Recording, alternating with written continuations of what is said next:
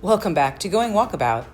Few cultures have survived since 2500 BC, and while many competing cultures glow in the annals of history, they dim in significance compared to the Mayan. We are enchanted with the Mayans. They created one of the first written languages. Their precise mathematics enabled them to produce one of the most accurate calendars to date. And their stunning architecture of pyramids raises our eyes to the celestial heavens. One of the most beautiful Mayan cities has always been Tulum, the dark stone city rimmed by the turquoise shores of the Caribbean. In this video, we'll explore the ancient ruins of Tulum. We'll look at a brief history of the Mayans and show how you can best enjoy your trip to this amazing site for a day. Stay till the end, as we'll show you one of the best local cenotes to visit while in Quintana Roo. Tulum lies on the coast of the Yucatan Peninsula, in the state of Quintana Roo. Mayan history reaches back in time to 2500 BC.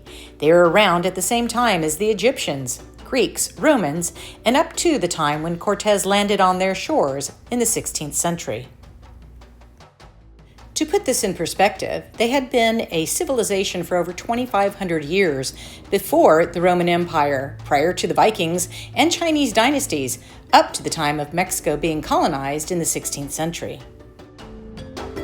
In that time, they had invented a written language, tamed mathematics, which allowed them to create an accurate calendar, and built one of the first pyramids in the Western Hemisphere. Step 1 to enjoying your day in Tulum at the ruins is to get an early start. The park opens at 8 a.m. And trust me on this one, you'll want to be there right at 8 a.m.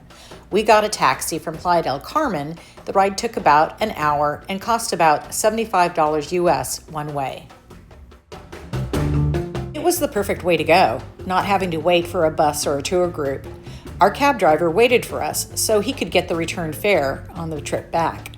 Once you get to the park, you'll walk through some pretty extensive pathways, which lead to a mini village. You'll know you're in the right place when you see the red Tulum Magico statue. As we were there early, most of the shops were closed, so we went directly to pay for the tickets. You'll buy 2 wristbands, one for the park and one for the bus in the park. You have to have both to get in, and it'll be about 400 pesos. If you're planning to spend several hours in the park, bring thermos water. They don't allow plastic water bottles in the park, and they will check for them on the entry. The actual ruins are about a half-mile walk from the entrance. You can walk it or take one of the buses that run constantly through the day. You'll be let off after a short ride, and you'll need to stop at a shack near the let-off point. Here, you'll pay another 100 pesos for another entry ticket. This is actually the ticket that gets scanned so you can enter the park. It's around this point where you'll be glad you dressed for heat and wore sturdy shoes for walking. While they have done a great job of making nice walking paths, the heat is oppressive, even early in the day, so plan accordingly and dress comfortably. We opted not to get a guide, which was a good call. The park is really well signed, with historical explanations in both Spanish and English. You'll walk another half mile through the jungle and up some steps before getting to the actual ruins. The adventure begins as you prepare to enter the walled city of Tulum via one of the still-standing Mayan vaults in the city wall. From this short transition through the wall, you enter the magical world of the Maya. This is one of those instances where pictures do not do a place justice. The grandeur of the ruins against the azure blue skies is transportive back to an ancient time. The park has a natural flow to it and well-trodden pathways to take you to the next viewpoints. Most of the steps are moderate and well-maintained, so if you have a cane or a walker, you should be fine. The iconic temple over the sea is our next stop, and does not disappoint. You can imagine Mayan rituals being carried out with the Caribbean backdrop. While there are temples in the city of ruins, there are also many buildings for commerce, as well as homes for the more wealthy citizens. A vast array of people would have lived with the embrace of the stone walls, which is also where the beloved city's name came from, Tulum, in Mayan meaning wall. Initially, the city was known as Zama, which meant City of Dawn. It flourished as a trading hub due to its location on the Yucatan Peninsula between the Caribbean Sea and the dense jungle, which provided a natural defense and access to both land and sea trade routes. The scope of the park is broad. Plan on walking several miles and encountering many iguanas and other current inhabitants. To leave the park, there are well-signed trails. You'll see a guard kiosk, which will take you to an ocean footpath and the lighthouse. The path is right on the ocean, and you'll get some welcome breezes to assist your journey back to the present world. At the lighthouse, you'll get views of the beach that is adjacent to the ruins.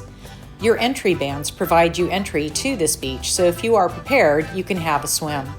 The platform was also a perfect backdrop for an impromptu yoga session. Great place to do a sun salutation. A few steps down from the lighthouse is an area to get the tram back to the entrance. We were shocked to see how busy it had gotten since we arrived. It was now 10 o'clock and the park was heading for a busy day. As most tours begin arriving by 10 or 12, getting there early had been wonderful, as we could have the park to ourselves, take photos, and walk around with little disturbance. Next stop, Cenote Azul, located on the same highway you take to get to Tulum, so you could stop there on the way back to Cancun or Playa del Carmen. These are the luscious waters of Cenote Azul. There are literally thousands of cenotes on the Yucatan Peninsula. Due to the porous land of limestone the peninsula is made of, and the thousands of hurricanes and storms that have passed over the landmass through the ages, cenotes or sinkholes have been created.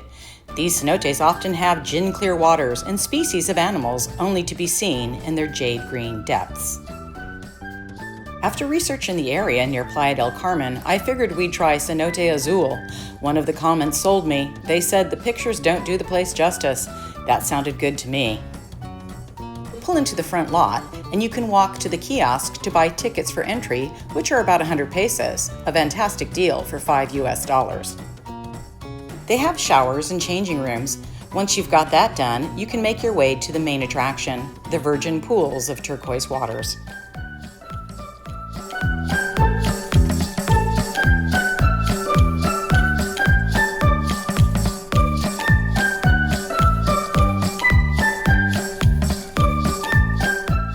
Bring good walking shoes and a towel, as you'll want to enjoy the water. Getting to the cenotes early is always a good bet, as tour buses begin to drop people off around noontime.